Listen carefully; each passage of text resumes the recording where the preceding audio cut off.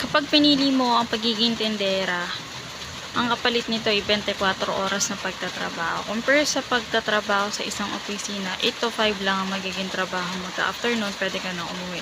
Samantalang sa pagiging sari-sari store owner, hindi ka mauubusan ng trabaho niyan.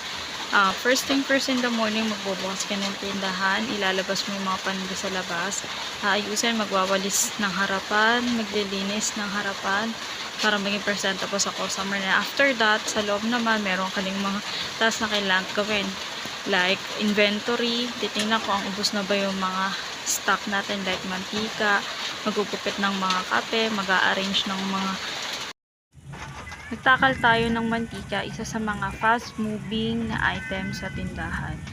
Meron tayong tagtinging 5 piso at 10 piso. Meron din tayong gin na nagkakahalaga ng 35 pesos per glass bottle. Dapat ito hindi nawawala sa isang tindahan dahil ito isa sa mga basic necessities ng mga tao sa ating neighborhood, ang mantika. Dahil pang araw-araw nila itong ginagamit.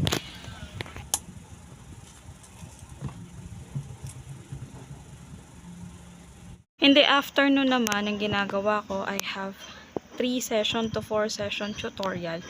First session, yung kinder na tuty ko. Second, yung grade level student. They are grade 4, grade 3, and grade 5. And then the last one, yung grade 1 sa afternoon. So that is daily routine as a tindera in the umaga and tutor sa hapon.